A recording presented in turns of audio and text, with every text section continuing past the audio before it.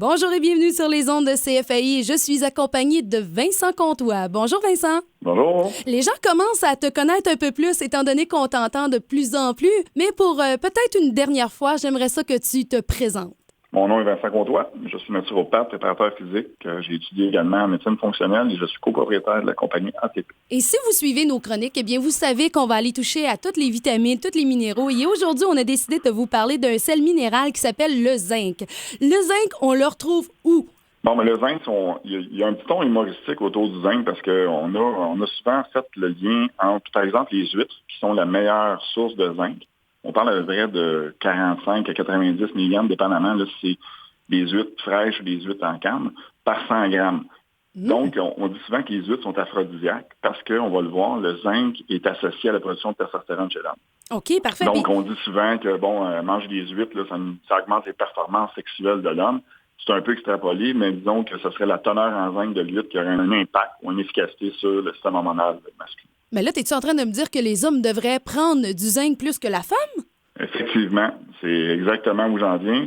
Le zinc est le minéral de l'homme, comme je dis souvent, et le fer est le minéral de la femme. Donc, les carences en fer sont plus fréquentes chez la femme et les carences en zinc sont plus fréquentes chez l'homme.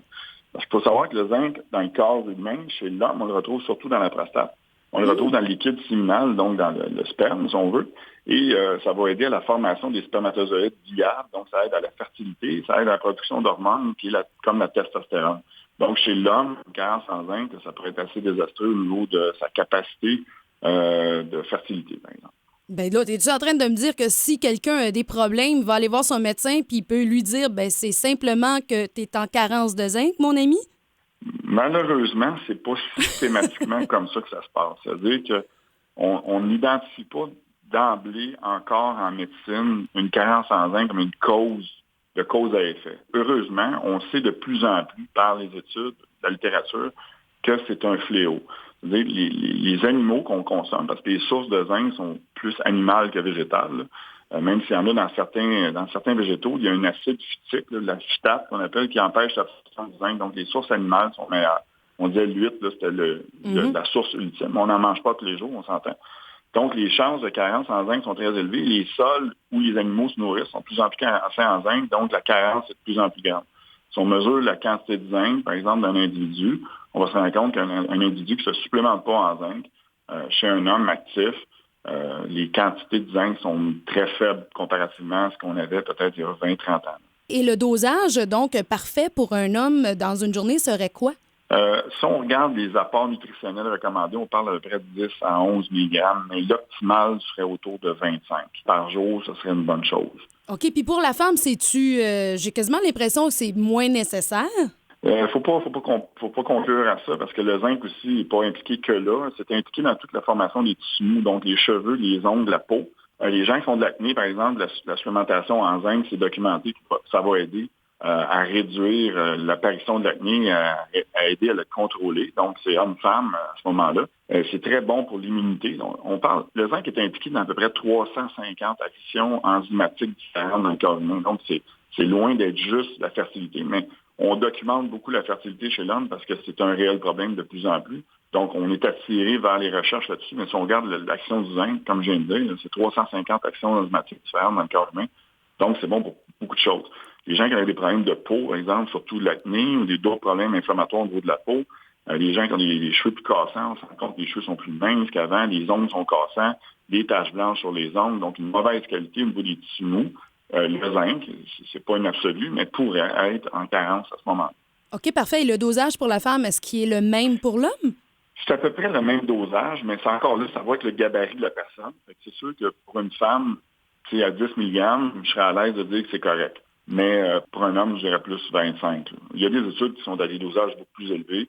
Ce qui est avantage d'en prendre beaucoup plus, bon, ça, c'est de la thérapie un peu plus là, de cas par cas, mais si on prend un dosage là, pour donner à nos auditeurs là, un dosage uniformisé, là, si on veut, en 10 mg pour les femmes et 25 pour les hommes.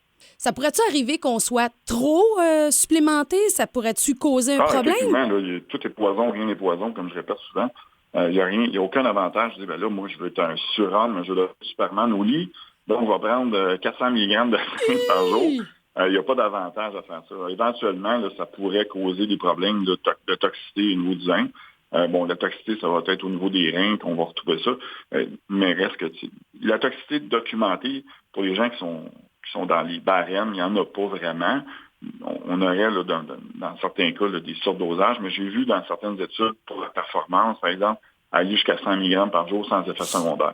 Donc, à 25, on est dans des dosages très sécuritaires puis qui vont être fonctionnels. Donc, ça va fonctionner pour la majorité des gens.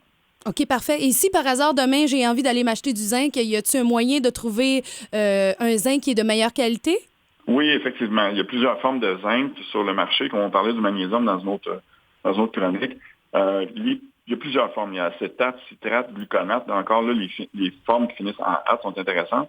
Mais moi, celui que je préfère, c'est le glycinate de zinc. Le glycinate de zinc est très bien absorbé, très biodisponible. Donc, c'est une forme que j'aime beaucoup. Et le monométhionine, donc celui qui est lié à un acide aminé qui s'appelle la méthionine. C'est les deux formes les plus intéressantes, à mon avis, pour le système hormonal et pour leur qualité d'absorption et sur le système immunitaire.